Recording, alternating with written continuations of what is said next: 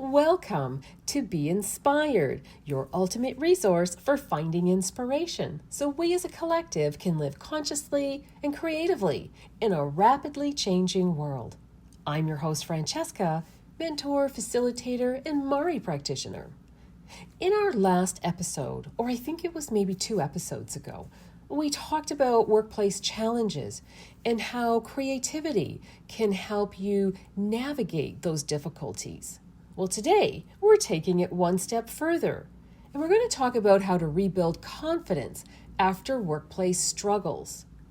Maybe you've left a toxic job, or perhaps you're still in that environment trying to regain your sense of self.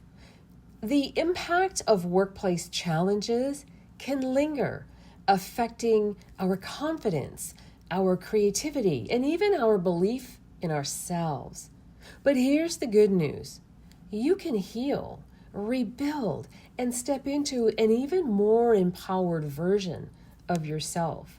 And creativity is one of the most powerful tools to help you do just that.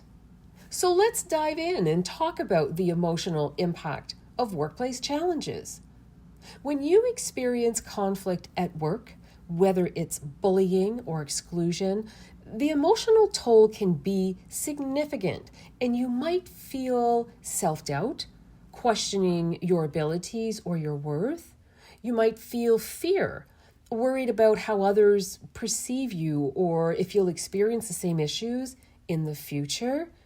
You might feel loss of motivation, feeling disconnected from your work or your passions, or you might feel emotional exhaustion, carrying the stress long after you leave the office. Now, the first step to rebuilding confidence is acknowledging these feelings without judgment. You're not alone, and this experience does not define you. So, how do you move forward after such an experience? Well, let's talk about some creative strategies that you can use to rebuild confidence. And let's break them down, just a few of them. And we'll start with number 1. Rewrite your narrative. One of the biggest challenges after workplace struggles is breaking free from that negative self-talk. All that mind chatter. A powerful way to do this is through storytelling. So give this exercise a try. Write down your experience as a story, but instead of focusing on what went wrong, shift the perspective. Imagine you're the hero in this story, someone who faced adversity but emerged stronger. What lessons did you learn? How did this experience shape you for the better? By reframing the narrative, you reclaim power over your own story. Number 2, use color for emotional healing. It's very therapeutic. As a Mari practitioner, I've seen firsthand how creative expression using color can help people process emotions and reconnect with their inner strength. So try this creative exercise. Choose a color that represents how you feel right now. Maybe gray for uncertainty or red for frustration. Then choose a color that represents how you want to feel. Perhaps it's gold for confidence, or that expression, go for gold, or blue for peace. Using paint, markers, or even digital art transitions you from your current state to where you want to be. And this practice helps your mind visualize transformation, making it easier to embody confidence in real life. Number 3, creative visualization of self-belief. Your mind is powerful. If you constantly replay past workplace conflicts, your body will keep responding as if you're still in that situation. So let's flip the script with this guided visualization.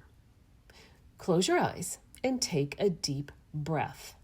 Imagine yourself 6 months from now, feeling confident, grounded, and respected. See yourself walking into a new job or your current workplace with self-assurance. Feel that energy of ease. Feel the success and creativity. Feel it all radiating from you. The more you practice visualizing your empowered future self, the more your subconscious will align with that version of you. And number 4, embrace creative play to rediscover joy. When confidence takes a hit, we often forget what brings us joy. And one of the fastest ways to rebuild self-esteem is through play and creativity. So here's an exercise that you can try. Engage in an activity without any expectation of perfection, like singing or pottery or doodle journaling. Focus on the process, not the outcome. Let yourself be playful and curious with no pressure, just expression. Creativity reminds you that you're more than your work, your title, or your past experiences. You are a whole being. You are a vibrant person with unlimited potential. So in moving forward with confidence and rebuilding confidence after workplace challenges, now that we know it's a journey, it is one that you don't have to walk alone. Creativity can be your guide, helping you to process, to heal, and step into a stronger, wiser, more authentic version of yourself. So here's what I want you to remember. Your past experiences do not define you. Your response to them does. Creativity is your birthright, so use it to reconnect with yourself. And confidence is not about never failing. It's about trusting yourself to rise again.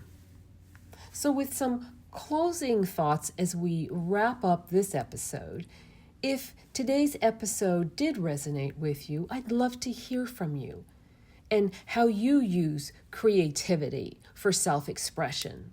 Send me a message or connect with me on social media. And if you're ready to explore Mari work or creative mentoring, I invite you to reach out. I'd love to support you on your journey. Thanks for tuning in, and don't forget to subscribe, share, and I'll see you next time for another conversation on conscious creative living. Until next time, keep creating, keep believing, and as always, stay inspired.